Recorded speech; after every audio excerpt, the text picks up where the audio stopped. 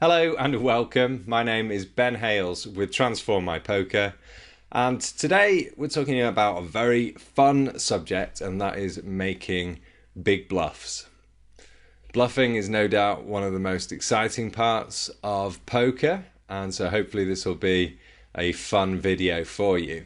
It is also somewhat serious though. I want to help you improve your bluffing skills. Most of you will fit into one of two categories. You'll probably be someone who's either bluffing too much or not bluffing often enough. So have a think about which of those two categories you fit into. Today there'll be something in this video to help whichever category you're in.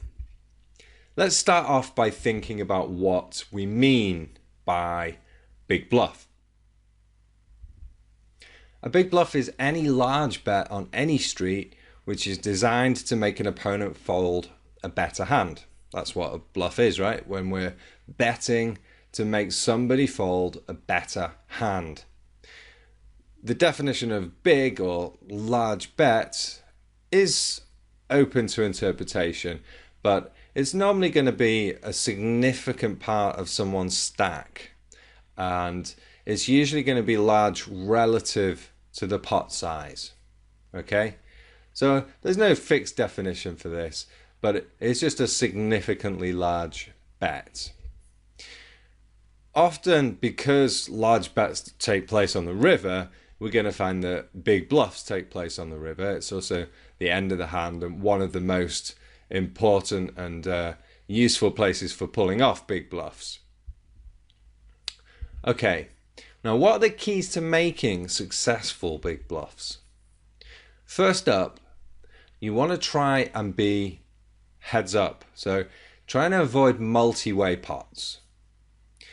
This is really just very simple. If you're in a multi-way pot, you've got to get your bluff through two players or three players, and your chances of success diminish massively.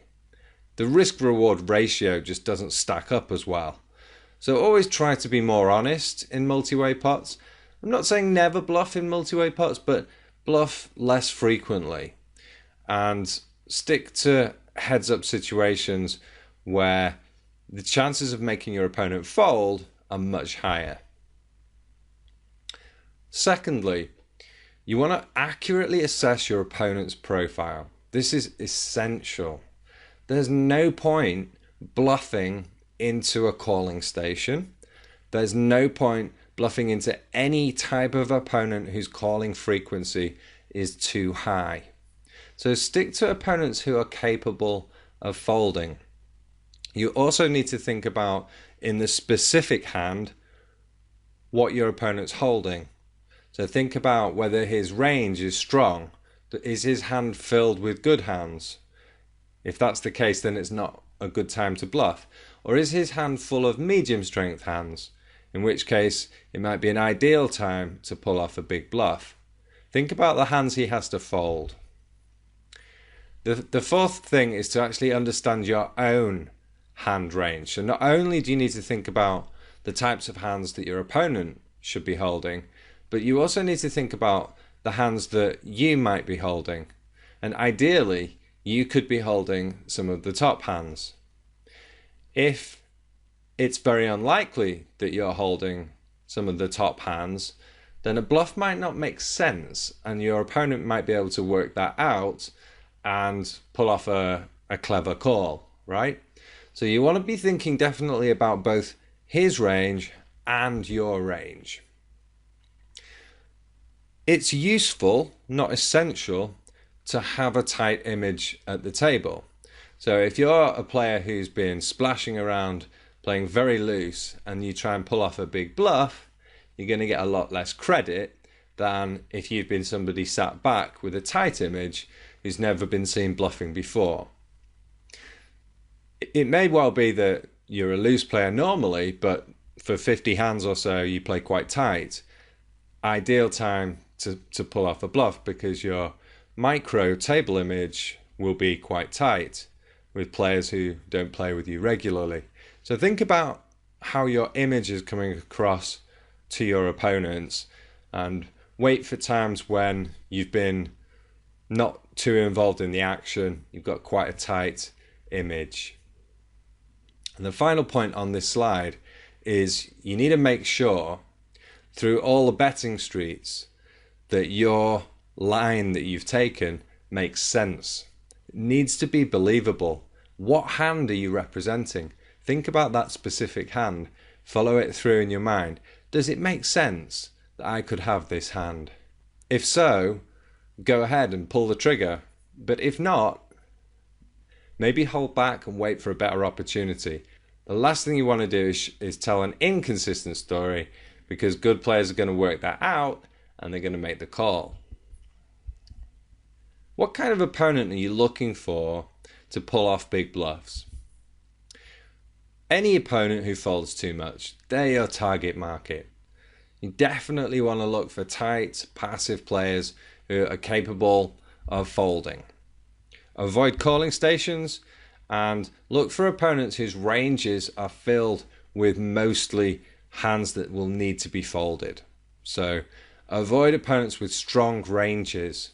If they've started the hand with a super strong range and you don't think you can make them fold those super strong hands, you want to be wary about bluffing. If they've started the hand with all sorts of junk in their ranges and you still think they've got a lot of junk, that could be a much better time to pull off a big bluff. It also depends on exactly what holdings you are trying to make them fold. In some situations, it may be perfectly rational to be able to make them fold pocket aces or pocket kings or top pair, top kicker. But in other situations, it won't be. So you need to think about the precise situation you're in and exactly what type of hand you're trying to make him fold. You also want to try and target players who are thinking on a reasonable level. Players on level 0 or level 1 are not good targets for bluffing at all. You can make lots of money from these opponents without ever bluffing. You're looking for opponents ideally who are thinking on level 3, 4 or beyond. So they're thinking about what you're thinking, and they're definitely thinking about what hand you're holding. These are the players who are going to be ideal targets. So try not to bluff into very simple poker players. Now on this slide, I'm talking about something called nut advantage. You may have heard this phrase, you may not. Don't worry about it. All it means is when we're considering our range and our opponent's range, we're thinking about who is holding the nuts within that range. So for example, let's say you raise, you're under the gun, and your range is filled with aces, kings, queens, all the top hands, and I call in the big blind, and the flop is 3, 6, 7. Now in this situation, although you've got the strongest range, I have the nut advantage because you don't have the straight in your hand range, whereas I do. I could easily be holding 4, 5, whereas you would never have raised with that from under the gun. So this is a simple example of where I would hold the nut advantage. This sort of situation lends itself quite well for me perhaps representing that hand, the straight. If you don't have the nut advantage, it's not usually a good idea to be bluffing. So look for spots where your opponent can't have the nuts and where it's realistic that you can. Sometimes you're going to be the guy who's the raiser pre-flop, sometimes you're going to be the guy defending, but who's got the nut advantage? Now on this slide I want to look a little bit at frequencies. This is complex, I'm not going to go into this in great detail, but it is an interesting point. And when we're thinking about whether you're bluffing too much or not bluffing enough, there's something here for you to learn. You should generally be making small bluffs quite often and big bluffs quite rarely. Fairly obvious. On the flop, you should be thinking about a ratio of 2 to 1 bluffs to value. So you're going to be making lots of bets on the flop where you're not necessarily holding a real hand. That's okay. 2-to-1 bluffs to value. Perfect type of weighting. On the turn, that should reduce down to about a 1-to-1 ratio. That's still a lot of bluffs. And most people fit into the category of not bluffing often enough at the turn stage.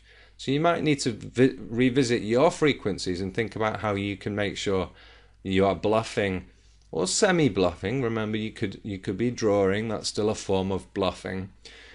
But with a 50% ratio, that's how you're ideally going to keep your frequencies as balanced as possible. Then when you get to the river, you should be aiming for, if you're betting, say, a pot size bet on the river, you should be looking for a bluff to value ratio of 1-to-2. Now that's still an incredible 33% of your hands. You won't be arriving at the river that often, so you're not going to be bluffing, with a massive frequency overall. But of the times you arrive at the river, 1 in 3 times you should be bluffing. That's a lot of times to be pulling off a bluff. Can you realistically say that you're achieving that number? Probably not. Should you always aim for that frequency? No. There are times when you should be aiming for a lower frequency, but on average, these are the ideal numbers, okay? So, for most of you, you won't be bluffing often enough, and I hope that this inspires you to try and pull off a few more bluffs. Let's have a look at a quick example. So, let's say you're holding Jack 9 of clubs on a flop of 10, 8 of diamonds with the 3 of spades. You check, your opponent c-bets, and then you check raise. So your check raising is a semi-bluff. You've got your up and down straight draw, the jack's an overcard. It's not bad. And your opponent calls. The turn is the 2 of hearts. You check again. Your villain then checks, and we arrive at the river. River is the 6 of diamonds. You've missed your draw, but the flush draw has come in. It's very realistic for you to be holding the flush right now. It's very unlikely that your opponent would be holding the flush. So you lead out with a big bet, maybe pot size, maybe slightly over the pot size. Very difficult for your opponent to make a call in this spot. This would be an example of making a big bluff at the river. You're representing a hand you can realistically have, the flush, and you've absolutely missed, so it's the only way you're going to win the pot. So one final note on bluffing big. Go out there and try this out, okay? Be brave, pull the trigger. It won't always work. It doesn't always have to work to be hugely profitable. Remember, there's a balance between success and failure with these bluffs. Some of them are going to go wrong. Doesn't matter. Learn from your mistakes. Be creative. Try things out. I hope I've inspired you in this video to do a little bit more bluffing. My name's Ben Hales with Transform My Poker. Thanks ever so much for listening. If you enjoyed the video, leave some comments and questions down below in the boxes provided. I'll be happy to get back to you. Thanks for listening.